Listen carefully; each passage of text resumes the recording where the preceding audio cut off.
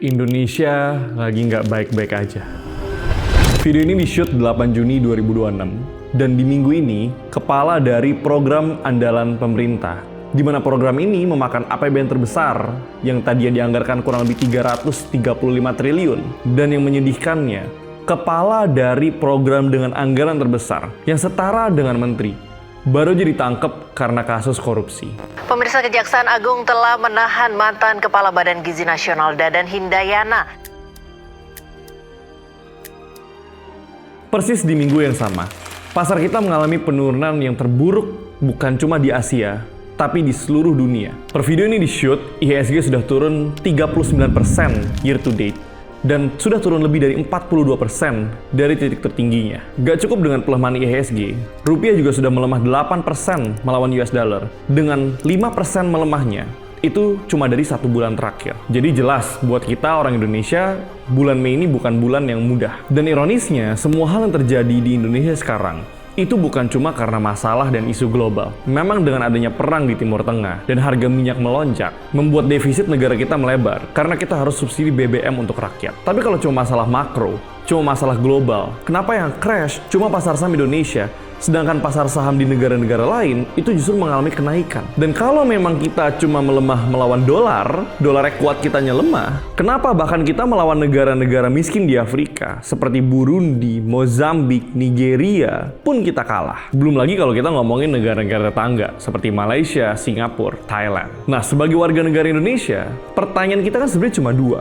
Yang pertama, kenapa semua ini bisa terjadi? Dan pertanyaan kedua, yang jauh lebih penting, apa yang sebenarnya kita harus lakuin sekarang? Kita mulai dari yang paling kelihatan dulu. Kenapa semua orang panik?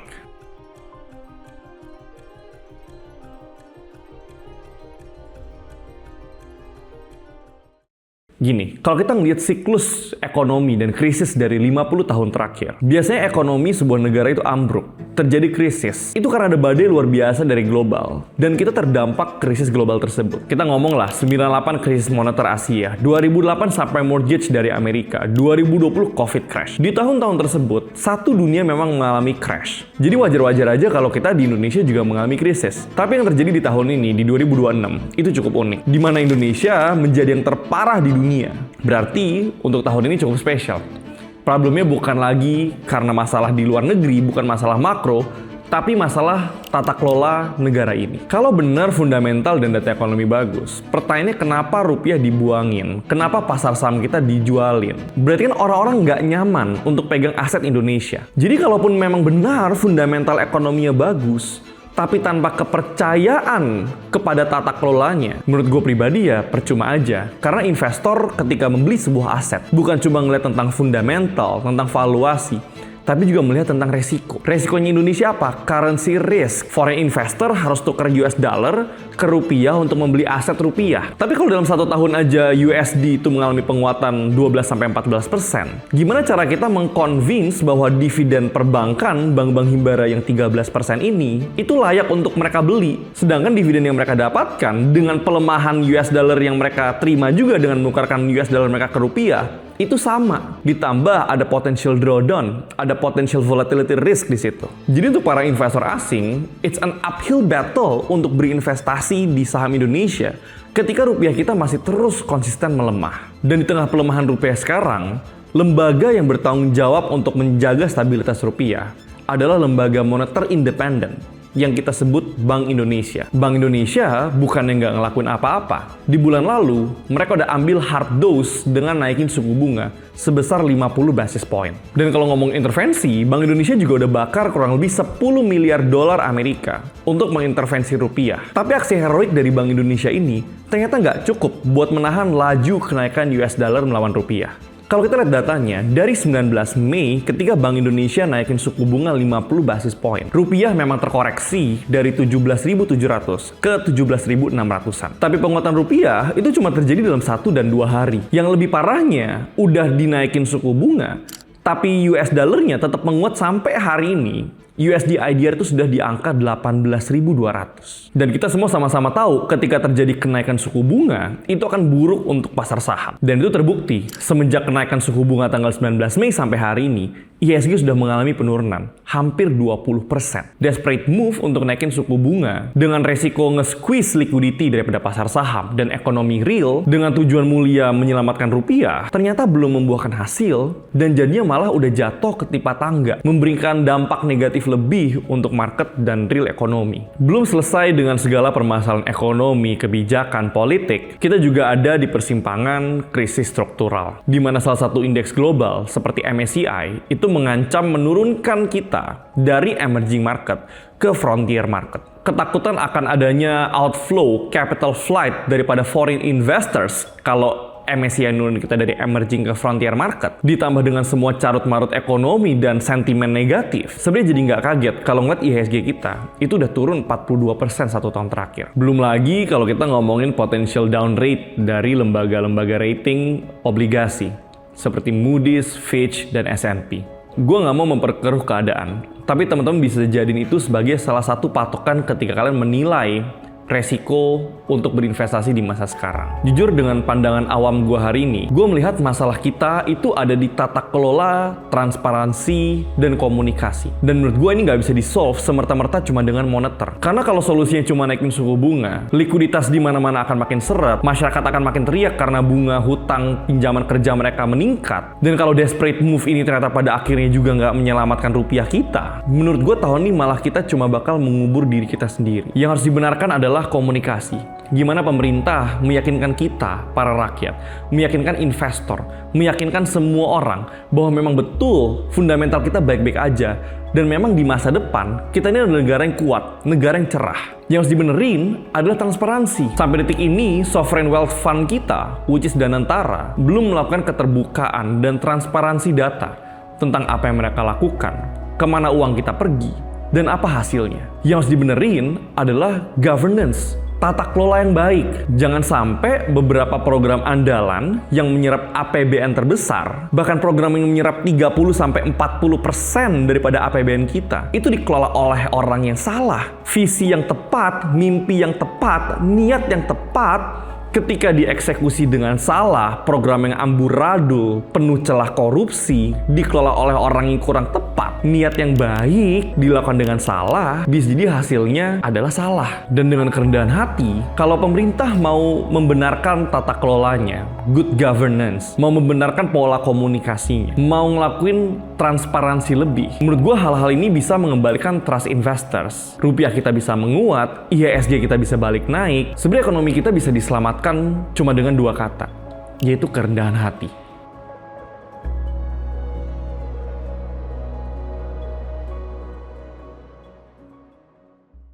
Setelah kita coba meneliti kenapa market kita crash, kenapa rupiah kita terus melemah, kenapa Indonesia sedang ada di ambang krisis, rada nggak adil rasanya kalau kita cuma ngebahas sisi negatifnya. Karena video ini dibuat bukan untuk menjelekkan pemerintah, tapi untuk memberikan kritik yang konstruktif. Karena per detik video ini dibuat, gue masih warga negara Indonesia, gue masih mencintai negara ini. Gue akan terus hidup, membangun keluarga, membangun bisnis gue di negara ini. Makanya gue nggak bisa tutup mata, gue nggak bisa diem-diem aja. Dengan platform yang gue punya, gue harus menyuarakan kebenaran. Dan seringkali kebenaran yang pahit, kebenaran yang menyakitkan, itu lebih baik daripada kebohongan-kebohongan yang mungkin terdengarnya manis, tapi sebenarnya itu adalah racun. Dari beberapa data dan sentimen negatif yang tadi udah gue sebutin, kita juga nggak boleh ngelupain satu fakta penting. Bahwa sepanjang sejarah kita sebagai bangsa dan negara, nggak pernah ada satu kali pun kita gagal recover dari krisis. Bahkan krisis separah 98 krisis moneter, 2008 subprime mortgage, bahkan krisis kesehatan seperti COVID di 2020 pun, kita berhasil melewatinya sebagai bangsa dan negara yang utuh. Jadi di krisis kali ini, gue nggak melihat ini sebagai ancaman, gue tidak melihat ini sebagai musibah. Tapi kita semua harus melihat ini sebagai harapan, sebagai kesempatan, bahwa akan selalu ada pelangi setelah hujan. Kalau kita lihat data sedikit, tahun 98, IHSG juga mengalami penurunan, kurang lebih 65%. Di 2008, ketika subprime mortgage itu meledak dan banyak bank-bank bangkrut di Amerika seperti Lehman Brothers, krisis finansial tersebut juga tiba di Indonesia, IHSG kita minus 60%. Dan COVID di 2020, krisis kesehatan menjadi krisis ekonomi, IHSG kita juga jatuh 37%. Dan kalian bisa lihat sendiri di mana indeks kita berada. Kita selalu berhasil bangkit dan terus menciptakan rekor tertinggi baru. Dan menurut gua di masa depan, IHSG juga pasti akan bangkit. Jadi ini bukan apakah akan bangkit, melainkan kapan kita akan bangkit. Dan kalau kita ngeliat fondasi kita sebagai sebuah negara, sebenarnya rasio hutang kita itu masih sehat, kurang lebih 41% dari PDB. Defisit tahun ini juga kalau kata Pak Menteri Purbaya, itu akan dijaga tetap di bawah batas defisit minus 3% dari PDB. Dari data yang dikeluarin pemerintah, inflasi masih terkendali di 3%, cadangan devisa juga masih ada di 146 miliar dolar atau setara dengan 6 bulan impor. Jadi amunisi kita untuk bertahan menghadapi krisis ini masih ada. Market crash yang kita alami tahun ini itu beda dengan 98 dan 2008. Apa yang terjadi hari ini itu bukan krisis ekonomi. Karena kalau kita ngelihat laporan keuangan bank-bank besar seperti Bank BCA, Bank Mandiri, bank-bank tersebut bahkan tidak mencatatkan penurunan laba. Tapi saham mereka turun lebih dari 50% hanya dalam waktu 1 tahun. Jadi yang salah memang bukan fundamental, memang bukan ngomongin valuasi, memang bukan ngomongin dividen yield, tapi yang terjadi tahun ini adalah krisis kepercayaan. Dan kabar baiknya menurut gua, kepercayaan itu bisa dibalikin lebih cepat daripada memperbaiki ekonomi yang runtuh. Pemerintah hanya cukup mengucapkan maaf kepada rakyat atas kekacauan yang terjadi tahun ini, dan kita mau memperbaikinya. Pemerintah bilang tolong kepada para sekutu, kepada para rakyat, untuk mempercayai semua kebijakan yang dilakukan pemerintah dan kemana arah Indonesia pergi. Dan yang terakhir, pemerintah juga harus mengucapkan terima kasih. Terima kasih untuk semua orang yang sudah mendukung, yang sudah percaya demi kemajuan Indonesia. Ketika 3 hal yang dilakuin dan kepercayaannya balik, gue sangat percaya IHSG rupiah itu akan balik menguat. Foreign investors akan balik masuk ke Indonesia tanpa kita perlu melakukan akrobatik ekonomi yang aneh-aneh. Dan kalau kita ngomongin program andalan pemerintah seperti MBG,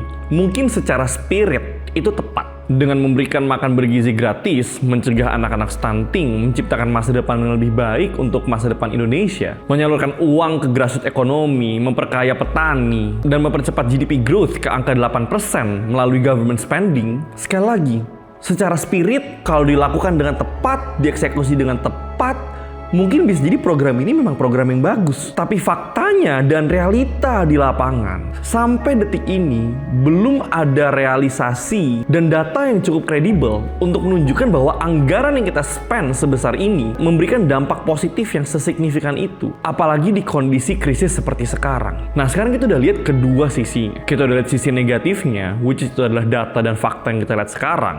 Mata uang kita hancur, market kita hancur, kepercayaan investor dan rakyat retak. Dan dari survei yang gue lakukan di Instagram yang dilihat oleh berapa puluh ribu orang, 90% orang juga menjawab bahwa tahun ini ekonomi lagi susah. Tapi di sisi lain, sebenarnya fondasi kita, fundamental ekonomi kita, kekuatan negara kita itu juga masih aman-aman aja sebenarnya. Jadi kita juga nggak pure krisis. Kita masih punya kesempatan untuk ngebalikin keadaan asalkan kita mau. Tapi kondisi sekarang juga munculin satu pertanyaan baru. Kalau kita mampu untuk pulih, kenapa kita nggak pulih-pulih juga sampai detik ini?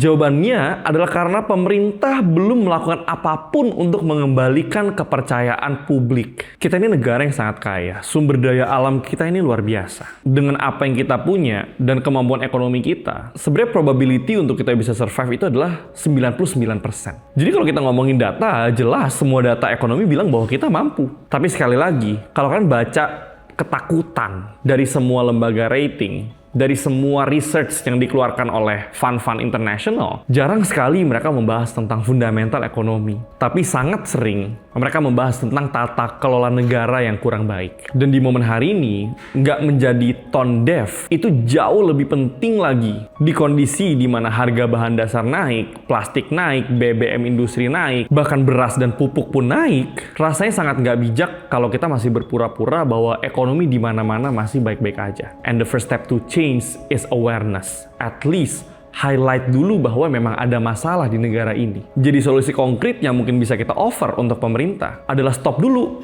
kejutan kebijakan-kebijakan yang diomongin dulu dan dipikirin belakangan. Kebijakan itu harusnya dibikin dulu, dipikirkan dulu detailnya seperti apa, baru dilempar ke publik. Bukan kebalikannya. Dengan tes ombak dulu lempar ke publik, ketika publik emosi, marketnya hancur, semua orang marah, investor kabur, barulah diklarifikasi kebijakannya. Kalau ini dilakukan terus-menerus, apa yang ngebikin investor itu bisa percaya terhadap omongan pemerintah kita? Solusi yang kedua adalah dengan ngelakuin efisiensi dan memperbaiki eksekusi, terutama kepada program-program andalan yang menyerap banyak sekali APBN kita. Jaga lembaganya untuk tetap bersih. Jangan kriminalisasi orang-orang yang tidak salah dan tempatkan orang-orang yang kompeten di bidangnya. Menurut saya tahun ini lupain dulu tentang politik balas budi. Masih ada banyak waktu di masa depan untuk ngelakuin hal itu. Di tahun ini tema kita adalah gotong royong. Dan untuk rakyat yang mau berjuang dan untuk rakyatnya mau percaya, gerakan ini harus dimulai dari kepalanya dulu,